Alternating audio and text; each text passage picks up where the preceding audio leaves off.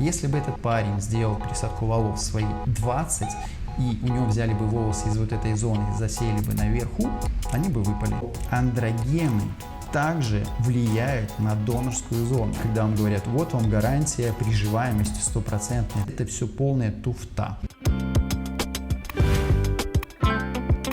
Если у тебя есть какие-то вопросы, можешь задавать прямо в комментариях под видео. Могут ли выпадать волосы из донорской зоны? Где-то на каких-то форумах мы слышим, что вот, пересаженные волосы выпадают. Кто-то для маркетинговых целей дает вам даже сертификаты на пожизненную гарантию и так далее. Для меня лично это такой достаточно срочный выпуск. Сегодня должно было бы выйти большое видео, которое я готовил несколько месяцев, про клинику HLC. Оно выйдет на следующей неделе. Реально оно будет большое, супер полезное. А сегодня вне планового такого у меня не было, когда я уже запланировал выход, и теперь я понимаю, что я хочу, чтобы вы знали вот эту информацию, которую сегодня я рассматривал с клиентом. Все фотографии, все, что между нами происходит в звонке лично со мной, это конфиденциальная информация. В данном случае я специально запросил у клиента разрешение, потому что это супер важная тема, которой мне хочется с вами поделиться. Ну, давайте будем постепенно, что называется, идти и придем к сути самого главного вопроса. Появляются определенные комментарии от женского пола. Ну, это как бы мы тоже на самом деле даже этот момент немножко обсудили, и я вам рекомендую, просто проговорю это, чтобы обязательно это осталось в видео. Любые операции, которые вы делаете, вы должны делать только для самого себя, если вам это хочется сделать. Если вы понимаете, что это может быть как инвестиция, что вы станете, ну, что-то изменится в лучшую сторону, когда это точно имеет место быть, если вы не уверены. Ну, вот, собственно, тоже ко мне часто приходят ребята, которые хотят мой совет, потому что я даю честный совет, нужно ли, не нужно ли, если нужно, когда нужно, при каких условиях, как это нужно подготовить и так далее. И все, что мы делаем с собой, наша эстетика, она зависит только от нас. Не от того, как нам говорит там наша жена, девушка, там первая встречная или еще кто-то про лысину.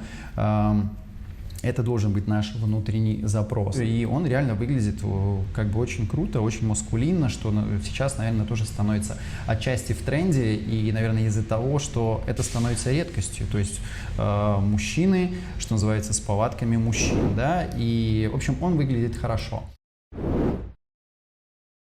Я каждый случай, когда рассматриваю, я его разбираю отдельно. Есть андрогенный профиль, есть генетический профиль.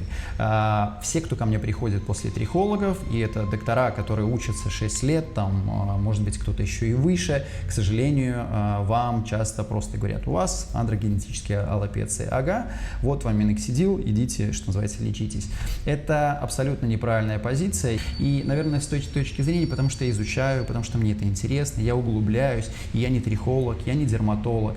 Но смотрите, я все случаи разделяю всегда отдельно. Есть причина генетическая, и в каждой консультации, когда мы общаемся, я трачу 10-15 минут, чтобы выявить всю информацию, которая важна для меня, и выявить, насколько здесь есть в каждом конкретном случае след именно генетический. То есть генетика отдельно, и генетика дает понимание чаще всего, какой паттерн выпадения волос будет. Есть андрогенный профиль, как я его называю. И вот от андрогенного профиля зависит скорость. Скорость, то, как это будет выпадать. Есть еще дополнительные факторы, куча факторов, которые я тоже исследую, я на них обращаю внимание, я их называю иксы. То есть то, что может увеличить уже существующую базу. На базе у нас находятся андрогены и генетика, скорость выпадения. То есть все это я и рассматриваю вместе с вами в вашем звонке вместе со мной. И вот здесь то, что я вижу, да, здесь генетический фактор и есть андрогенный фактор. На шее мы видим тоже определенные признаки андрогенного профиля, то есть, чтобы это понимать, нужно сдавать анализы и не нужно, пожалуйста, пить там, я не знаю, гормональный финистерид, заниматься самолечением, потому что кто-то где-то в интернете сказал. Если вы посмотрите мои видео, я всегда говорю о том, что нужно разбираться, не нужно делать просто как почему-то кто-то делает. Вот, например, Глеб сделал очень хорошее видео, Понимаете, все, что мы делаем, люди, которые исследуют, мы это делаем для себя, чтобы самим разобраться. Он разобрался для конкретно своего случая и нашел кучу подтверждений того, что он делает. Он использует 0,2 мг финастерида. И вы думаете, ну вот, Глеб использует, я тоже буду это делать. Нет, это так не работает. Для многих случаев, вот, например, как для вот этого случая, здесь нечего, к сожалению, восстанавливать. И, кстати говоря, вот этот клиент, он сказал, что он обращался в клинику HLC, вот как раз-таки видео, на которое выйдет на следующей неделе, и ему порекомендовали год использовать финастерид и миноксидил. Нет, абсолютно это не нужно делать, потому что здесь нет той базы, нет того материала, на который мы можем воздействовать и который лечить. Зачем же тогда вмешиваться, собственно, в гормональный фон своего организма? Это очень рисковое мероприятие. Никогда этого не делайте просто так. И поверьте, когда ко мне приходят на консультации, если есть материал и есть необходимые условия для того, чтобы можно было восстановить волосы, я сам вам об этом скажу. По крайней мере, порекомендую об этом подумать. И далее вы уже примите решение. Но множество случаев тоже бывает, ко мне приходит, говорит, вот мы используем миноксидил или финастерид годами, а там нечего останавливать. И человек реально тратит свое время и воздействует на свое здоровье, чаще всего не очень хорошо воздействует, потому что окей, миноксидил можно получить проблемы, в общем-то, с давлением, с качеством кожи, и сиборею и так далее. И оно хорошо, если вообще никак не действует, и вы тратите время свое и надежды. Но финастерид – это гормональный фон, вы воздействуете на свой гормональный фон просто так. То есть вы преднамеренно берете риск, который совсем ничем не оправдан. И вот ему порекомендовали, не знаю почему, причем реально в хорошей клинике, собственно. Еще, наверное, говорит о том, что во многих клиниках все-таки действует по шаблонам. То есть, когда много заявок, когда много клиентов работает, ну, чтобы их всех разгребать, нужно действовать, наверное, иногда по шаблонам. У меня нет вот этого потока, я его стараюсь избегать и рассматриваю каждую вашу голову отдельно. Мне вот там, я не знаю, некоторые пишут, вот, Олег, ты это делаешь, чтобы там продавать свои консультации. Нет, я не ищу себе работу, мне всего лишь 6 консультаций в неделю, и то я хочу их снижать, потому что это очень сложно. То есть это нужно, вот как я вам сейчас записываю видео в течение там 20 минут, а мне вот представьте, например, 3 консультации в день, мне нужно 3 часа без умолку говорить. То есть я не просто слушаю, я собираю информацию, и затем каждый случай я, что называется, со всех сторон о нем рассказываю, чтобы у вас была куча информации, которую вам не скажет вообще ни один человек. Что я хочу сказать? Нужна индивидуализация, по каждому варианту смотреть, что происходит, куда это движется, и после этого только разрабатывать план. Пересадка, не пересадка, лечение. Если лечение, то как, в течение какого времени, какие анализы нужно сдавать. Все ребята, которые на моем личном контроле, еще напомню о том, что сейчас я все меньше работаю с клиниками, я беру малое количество людей, но провожу их сам лично, чтобы, скажем так, если кто-то мне придет и скажет, что вот, Олег, в клинике изменилось вот это, или там вот тоже появлялись персонажи, говорили, что вот там красавчик порекомендовал. Красавчик не рекомендует никаких клиник, у меня есть свои доктора, которые под моим же контролем все это и делают. Вот это небольшое количество, когда я могу сфокусироваться и от и до, что называется, и лечение, и контроль полностью. То есть мы проходим с вами один на один, и у вас мой личный контакт. И что я хочу еще раз здесь сказать, нужен индивидуальный подход. В данном случае никакой миноксидил, никакой финастерид не поможет. И зачем рекомендовать это клиенту, чтобы он через год пришел и посмотрели, можно ли что-то сделать. Ситуация не улучшится точно. И если если даже какие-то волоски станут более плотными, что это даст, интересно, при вот такой вот донорской зоне. И возвращаясь к донорской зоне, все-таки главной теме, к чему я это все веду.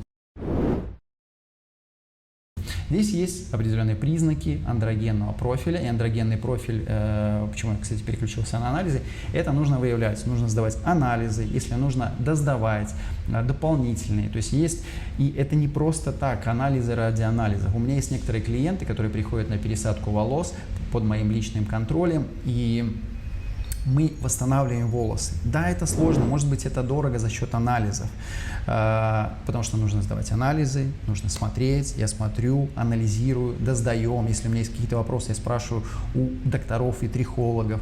Мы смотрим дальше, что с этим сделать можно, смотрим динамику, на что можно повлиять, влияем. И уже есть случаи, когда без пересадки волос мы восстанавливали очень большое количество волос. Чтобы принимать решение о лечении, нужно всегда сдавать анализы. И вот самое главное. Подходим к самому главному. Вот смотрите, донорская зона. Ну, кажется, ну да, ограниченная донорская зона. Кто-то скажет, да, конечно, здесь не нужно делать пересадку волос, но тут нюанс в другом, и то, о чем я хочу с вами поговорить. В данном случае, почему я говорю, что уже есть признаки андрогенного, что называется, фактора, вот волосы, видите, растут на шее очень активно, и постепенно от шеи отступает донорская зона к середине головы. Если посмотреть даже вот на вот этот донорский материал, здесь, во-первых, редкие волосы, сами по себе достаточно тонкие. Уже сама по себе донорская зона маленькая, но она уменьшается. И самое ядро вот этого видео в том, что если проследить и проанализировать то, что происходит с донорской зоной, то андрогены также влияют на донорскую зону. Мы всегда слышим от клиник, от докторов, от всего, то, с чего я начинал, что донорские волосы, они живучие, они 100% генетически защищенные от выпадения. И я бы об этом не говорил, если бы я видел единственную вот эту вот фотографию. И вот подумайте сами даже, может быть, вы сами вспомните, когда вы гуляли по улицам и видели лысых людей, у которых вот прям полностью, что называется, как-то говорят, озеро в середине леса, и даже вот этот лес, он также редеет. То есть вот эта вот линия, полосочка, которая остается здесь, с возрастом у людей, она становится, даже если она не уменьшается, хотя на самом деле она уменьшается, то есть, во-первых, уменьшается донорский материал, уходит вот эта зона от шеи к центральной части, и сами волосы становятся все реже, реже и реже. Я поднял некоторые материалы, начал смотреть, даже спросил у GPT, спросил у Клоуда, и действительно написано «нет». Эти волосы защищены генетически, ну, то есть то, что нам обычно и говорят доктора, и в клиниках, и нерадивые клиники даже дают вам гарантии, потому что другие доктора же говорят, и они думают, ну, раз уж мировые доктора говорят, то и мы это скажем. И уж тем более вы же никто не подсчитаете, пока роботы в будущем не будут конкретно следить, сколько, в каких местах графтов вам посажено, и они же смогут проанализировать, действительно ли они прижились, и потом окажется, что все-таки не все волосы прижились, или гарантия на всю жизнь это не работает, вот тогда, наверное, и уйдет вот эта вот халтурная фигня, когда вам говорят, вот вам гарантия приживаемости 100%. Это все полная туфта, потому что эти волосы на донорской зоне, они также подвержены выпадению. Да, не все волосы, здесь нет какого-то явного паттерна, как у нас происходит сверху, на голове, когда вырисовывается вот это вот самое популярное здесь, там макушка, ну то есть то, что вы видите на улицах от одного к другому лысому человеку. На донорской зоне этот паттерн может выражаться по-разному, и вот этот наглядный пример очень показательный. То есть вот, человеку 36 лет, а это может происходить тоже в разном возрасте. Чаще это происходит с возрастом, более взрослый, точнее, возраст. Но нужно отслеживать, как я называю, андрогенный профиль. От этого отталкиваться. И вот, еще раз, видите, уходит, становится выше. Если бы, например, этот клиент пришел 20 лет, у него бы забрали волосы отсюда, с вот этой зоны, пересадили бы наверх, то, само собой, эти волосы вели бы себя точно так же, как они ведут сейчас на донорской зоне, и они бы выпали. И когда вы видите на форумах, когда пишут, да нет, волосы выпадают, вот это, собственно, и есть объяснение, почему пересаженные волосы могут выпадать. И Понятно, что не каждый может углубиться и рассматривать всю вот эту вот сложность, как и я. То есть даже на самом деле, как вы заметили, даже доктора по пересадке волос, они этого не делают. Никто об этом не говорил. Я не слышал ни одного доклада на форумах. Сейчас они, может быть, появятся, потому что мой канал смотрят все-таки и доктора, что даже волосы с донорской зоны, они также выпадают. А если и знают, то они вам этого не говорят. Так вот, они также выпадает. И вы видите, вы заходите на форум, и кто-то делится и говорит, вот, вы знаете, что пересаженные волосы выпадают. Все зависит от того, как запрограммирован, что называется, каждый конкретный волос. Потому что каждый конкретный фолликул – это ваш микроорган. У него каждого своя программа. Какие-то волосы подвержены дигидротестостерону, какие-то меньше подвержены, некоторые не подвержены. Но тоже тут надо это исследовать и изучать. Но кому и зачем это изучать, если с этого никто заработать не может? Потому изучения особо этих и нет. Но теперь, по крайней мере, вы знаете, что волосы, даже генетические, вроде бы защищенных зон, с донорской зоны, они также могут выпадать. И, естественно, при пересадке они будут вести точно таким же образом, как они себя вели бы, будь находились они вот здесь. Поэтому, если бы этот парень сделал пересадку волос свои 20, и у него взяли бы волосы из вот этой зоны и засеяли бы наверху, они бы выпали. И он был бы одним из тех, кто сказал бы, что пересаженные волосы выпадают. Потому что правда в том, что какие-то волосы защищены, а какие-то волосы не защищены генетически, я имею в виду, от действия дигидротестостерона. Но даже дигидротестостерон, когда вы сдаете анализы, смотрите на дигидротестостерон, и вам кажется, ну, у меня он невысокий, в принципе, значит, как бы все нормально. Дигидротестостерон – это тоже не показатель вашего выпадения волос. Кто-то чувствительный, какие-то волосы чувствительные к дигидротестостерону, какие-то менее чувствительные. Об этом кто-то говорит, кто-то немножечко думает и углубляется. Но поверьте, очень много факторов, которые, к сожалению, вам не хватит знаний самостоятельно, если вы не будете изучать это от дня ко дню. Да, есть вот на форумах сидят, как сказать, профессионалы, которые, я не знаю, где-то что-то вычитали и сразу хотят что-то вбросить, что называется, на форум, как свое утверждение. Нужно разбираться, нужно собирать множество вариаций, множество фотографий. Одна из причин, почему я разбираю такое огромное количество бесплатных консультаций. Мне это занимает большое время из моей личной жизни, но это мне позволяет иметь то, что нет ни у одной клиники, ни у одного доктора, ни у одного трихолога. Видеть огромное количество различных вариаций и отслеживать.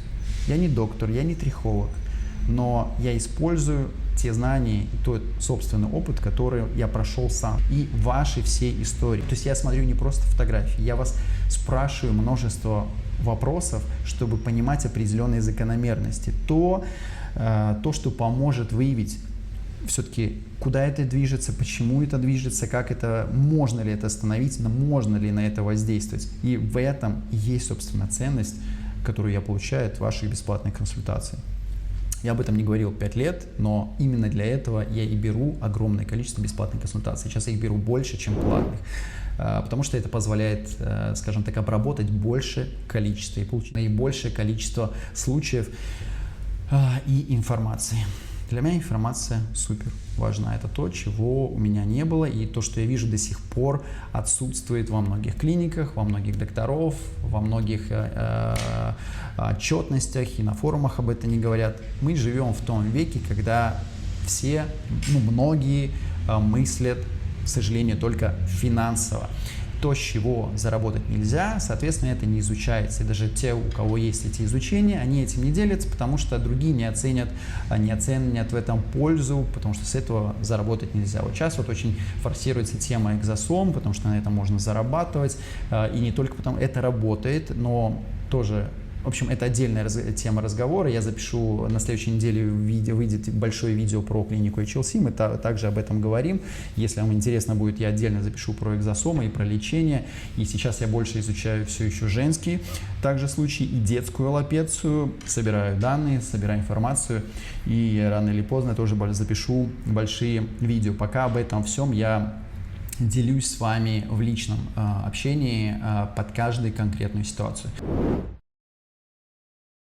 Теперь вы знаете, что волосы с донорской зоны, которые всегда нам говорили, что они защищены генетически, они никогда не выпадут, и вам еще дают вот эти вот бумажки, и гарантии на всю жизнь, и стопроцентная приживаемость. Это все ерунда.